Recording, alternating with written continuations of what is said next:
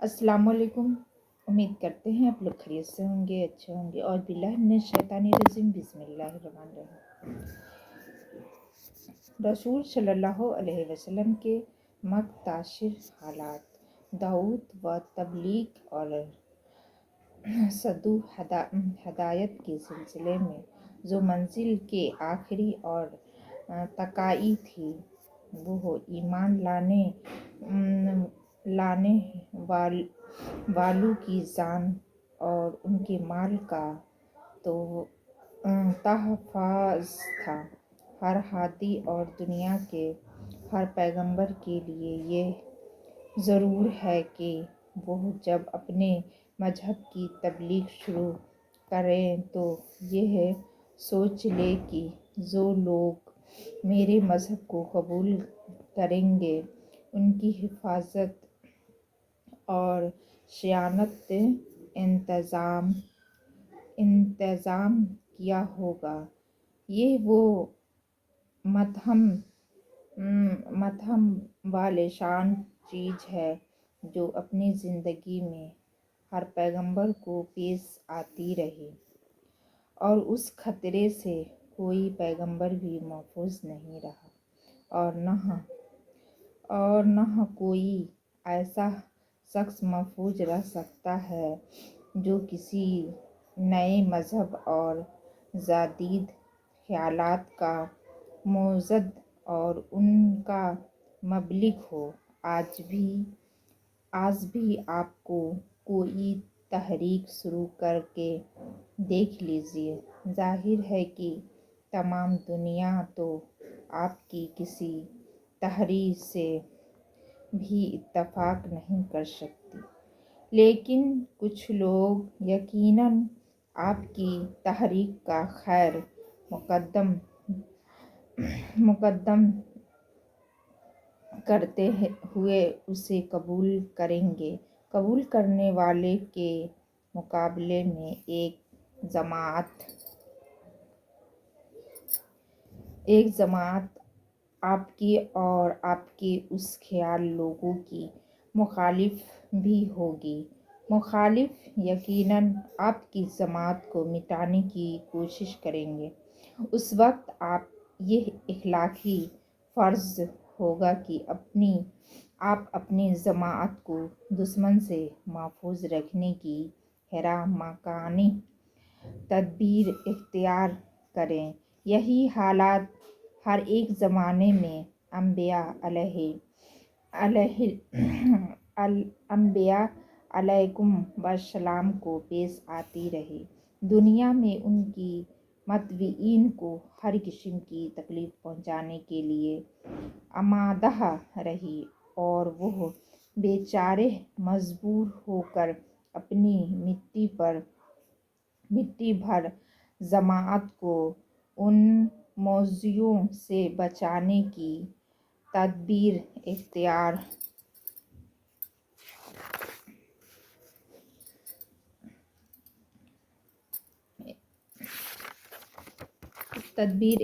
की।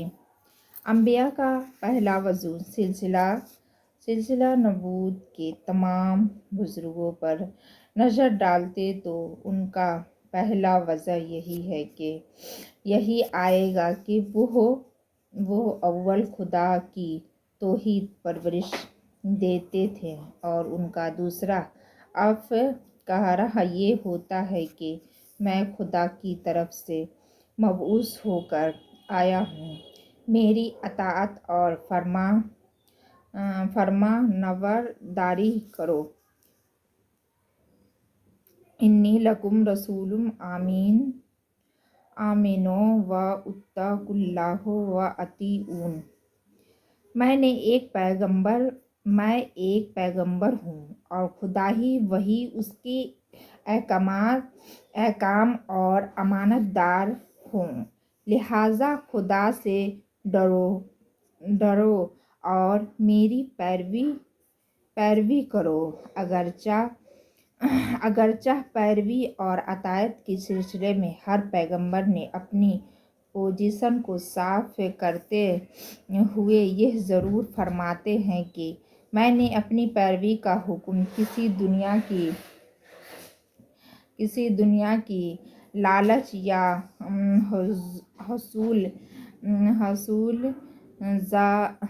زارکی غرض سے نہیں دیتا، بلکہ میرا اجر تو اس خدا کے ذمے ہے جس کی مجھے کو مبعوث کیا۔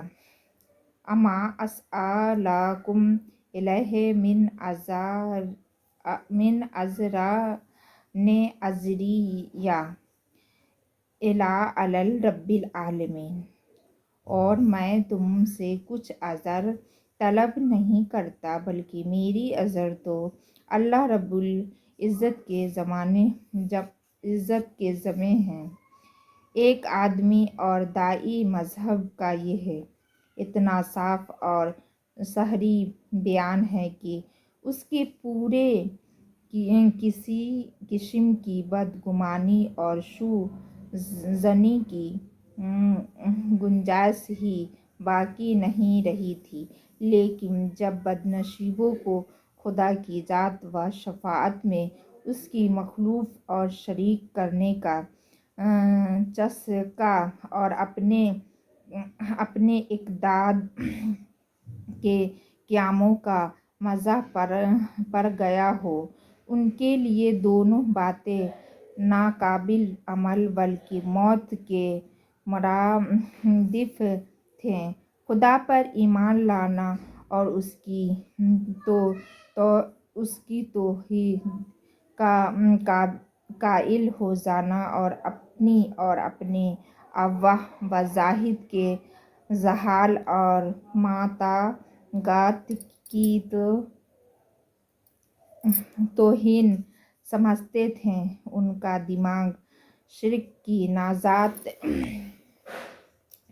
نجات سے اس قدر آلودہ ہو چکا تھا کہ ان کی سمجھ میں یہ بات ہی نہیں ٹھہرتی تھی۔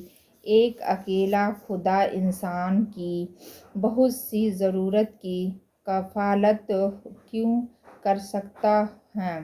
خدا قدوس کا دخیل ان کے دماغوں میں اپنے پتھریلے بت سے زیادہ نہ تھا۔ صرف چھوٹے بڑے کا فرق کرتے تھے، باقی خدا کو وہ ایک محدود قوت و طاقت کا مالک سمجھ کر یہ سوچا کرتے تھے کہ وہ تنہائی ہماری مشکلات و ضروریات کے لیے کس طرح کافی ہو سکتا ہے۔ ان کے نزدیک ایک انسان کی بدترین گناہ صرف یہ تھا کہ وہ تمام معبود کو ایک خدا میں ہضم کر دے۔ یہ چیز اتنی خطرناک تھی کہ وہ سب کچھ کرنے کو تیار تھے، لیکن اپنی تمام فرضی خدائیوں کو ایک خدا میں جذب کر دینے کے لیے آمادہ نہ تھے۔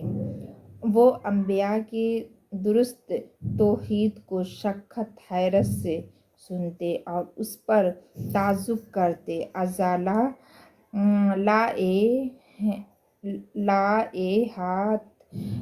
الہ واحد ھذا شیء عجیب۔